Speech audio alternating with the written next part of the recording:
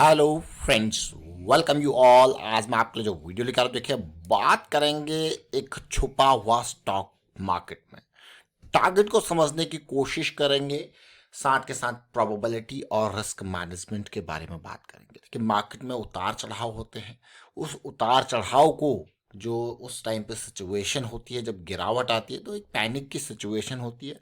लेकिन हम आपको बार बार कहते हैं पैनिक की सिचुएशन आती रहेंगी, लेकिन अगर आपका रिस्क मैनेजमेंट पहले एंट्री के टाइम पे ही आपने अगर फिक्स कर दिया है तो फिर आपको डरने की जरूरत नहीं होती। आप देखते हो भाई चीजें, आपका प्लान जो है फेल हो रहा है तो निकलना है, अदरवाइज बने रहना है। तो चलिए डिटेल में समझते हैं। और आगे बढ़ने से पहले मैं आपको बता दूं, अगर आपने अब तक चैनल को सब्सक्राइब नहीं किया तो जल्दी से सब्सक्राइब कर लें, बेल आइकन को प्रेस कर लें, जिससे आपको नोटिफिकेशन आती रहेगी। और प्राइस एक्शन सीखने के लिए आप ज्वाइन कर सकते हो मेंबरशिप ज्वाइन बटन पर क्लिक करके। प्राइस एक्शन की बहुत इंपॉर्टेंट वीडियोस आपके सामने हम रेगुलरली लेके आते रहते हैं। और शाम के टाइम की अगर मैं बात करूं तो एनजेटी यानी कि न्यूयॉर्क जोन का प्राइस एक्शन बहुत इंपॉर्टेंट होता है। तो आप इसको crude oil, natural gas, gold, silver इनके सामने देख सकते हो। क्योंकि जब न्यूयॉर्क की मार्केट ओपन होती है तो न्यूयॉर्क की मार्केट ओपन होने के साथ साथ बड़ा वॉल्यूम मार्केट में जनरेट होता है, बड़ा वॉल्यूम मार्केट में आता है, यानी कि बड़ा प्लेयर एक्टिव होता है। तो जब न्यूयॉर्क की मार्केट यानी कि अमेरिकन मार्केट बड़ा प्लेयर मार्केट में आएगा तो भाई बड़ा वॉल्यूम आपको देखने को मिलेगा, जिसकी वजह से आपको उस उतार चढ़ाव का वहाँ पे फ़ायदा मिलता है, उस वॉल्यूम का फ़ायदा मिलता है। तो चलिए डिटेल में समझने की कोशिश करते हैं आज के स्टॉक के माध्यम से चीज़ें।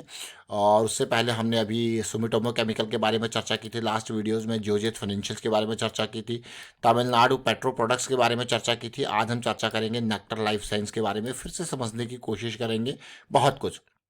770 करोड़ की मार्केट कैपिटलाइजेशन वाला ये स्टॉक, जरा देखते हैं इसके प्राइस सेक्शन में क्या कुछ हमने देखा, क्या कुछ सीखा समझा।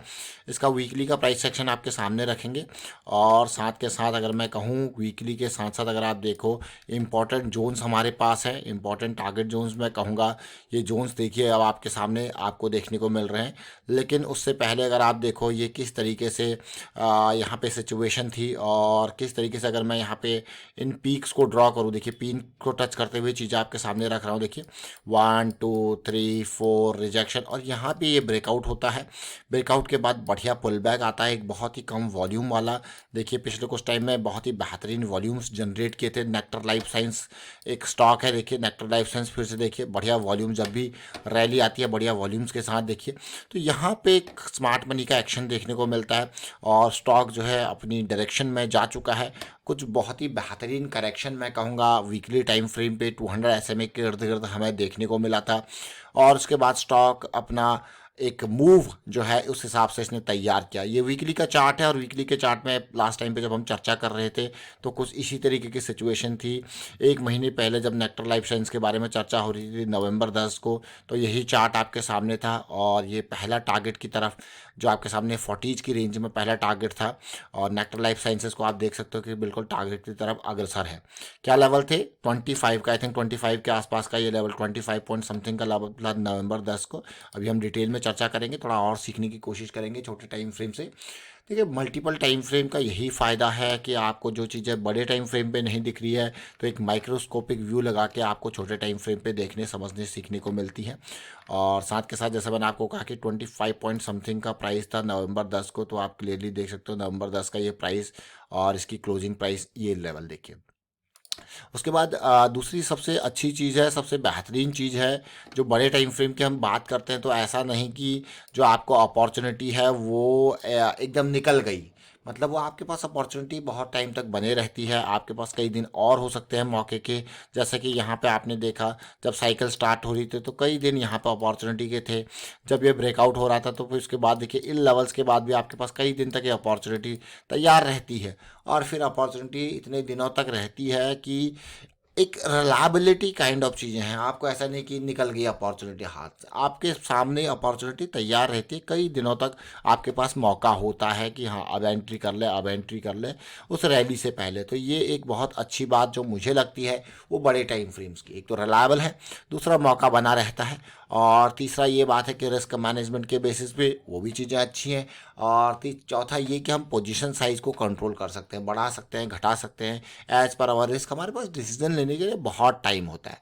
तो इसीलिए मैं आपको जब भी कहता हूँ कि आप स्टार्टिंग में हमेशा देखिए, बड़े टाइम फ्रेम में छोटे स्टॉक्स भी होते हैं, तब भी आपके पास अगर बड़ा टाइम फ्रेम होता है तो बहुत अच्छी चीज़ आपके सामने होती है। और कभी भी ब्रेकआउट के लिए जाते हो तो हमेशा ध्यान जरूर दें, ब्रेकआउट मुझे सबसे रिस्की लगता है। और मैं आपको बार बार कहता हूँ कि पुल बैक, आप देखिए यहाँ पे ब्रेकआउट आप सोचोगे देख रहे हो, बार बार एक एरिया से रिजेक्शन देखने को मिलता है, और यहाँ पे ब्रेकआउट आता है कंसोलिडेशन के बाद बढ़िया वाला, और पुल बैक आता है और भी बेहतरीन, और वो भी पॉजिटिव साइकिल के साथ। तो एक साइकिल भी हमारे लिए बहुत अच्छी चीज़ होती है। देखिए साइकिल रिजेक्शन, यहाँ पे साइकिल बढ़िया वाली स्टार्ट होती है। तो एक इनिशियल लेवल पे जब इस तरीके से साइकिल स्टार्ट होती है तो हमारे लिए एक लो रिस्क की अपॉर्चुनिटी होती है। हम आपको बार बार यही चीज़ कहते हैं कि रिस्क जो है वो आपको हमेशा कम रखना है। और अगर प्लान फेल भी हो जाए, चीज़ें आपके सामने, अब रिस्क मैनेजमेंट का हम बार बार एग्जांपल लेते हैं, अगर इसी स्टॉक का एग्जांपल लूँ, मान लो मैंने 20 पे इसको एंटर किया साइकिल स्टार्ट होते हुए, ठीक है, और मेरा स्टॉप लॉस यहाँ पे है ऑलमोस्ट, मैं बिल्कुल 15 का स्टॉप लॉस है, मान लो मैं 15 पॉइंट के रिस्क के साथ यहाँ पे जा रहा हूँ। अब 15 का मेरा जब स्टॉप लॉस है, यानी कि सीधे सीधे 5 पॉइंट का मेरा रिस्क है, तो मेरा पहला क्वेश्चन होना चाहिए, अगर क्या मैं 5,000 का लॉस लेने को तैयार हूँ, या फिर मैं कितना लॉस लेने को तैयार हूँ। ये क्वेश्चन लॉस के बारे में अपने आप से ज़रूर पूछें, क्योंकि उसी के बेसिस पे आपका नेक्स्ट स्टेप होगा कि पोजीशन का साइज़ क्या होगा, फिर तभी आप एंट्री की सोचोगे। तो जैसे मैं इस स्टॉक में अगर 5,000 का रिस्क लेने को तैयार हूँ, तब जाके मैं यहाँ पे 1,000 शेयर खरीदूंगा। अदरवाइज मैं क्या कहूँगा, या तो रिस्क को ऑप्टिमाइज करूँगा, या फिर मैं अपनी पोजीशन के साइज़ को कम करूँगा। अगर 2,500 का रिस्क लेने को तैयार हूँ, तब जाके मैं यहाँ पे 500 शेयर खरीदूंगा। मान लो मुझे ये स्टॉक दिखा 25 के लेवल पर, मेरा स्टॉप लॉस था ऑलमोस्ट 22, ठीक है। अब 22 और 25 यानी कि 3 पॉइंट है मेरे पास। क्या मैं 3,000 का रिस्क लेने को तैयार हूँ? अगर 3,000 का रिस्क लेने को तैयार हूँ, तब जाके मैं 1,000 शेयर खरीदूंगा।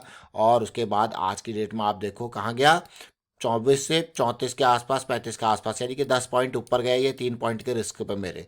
तो मुझे पता है कि हाँ, मैंने 1,000 शेयर खरीदे हैं, तो मुझे यहाँ पे 10,000 के आसपास का मेरा जो है प्रॉफिट है, लेकिन मैंने रिस्क कितना लिया था, 3,000 का।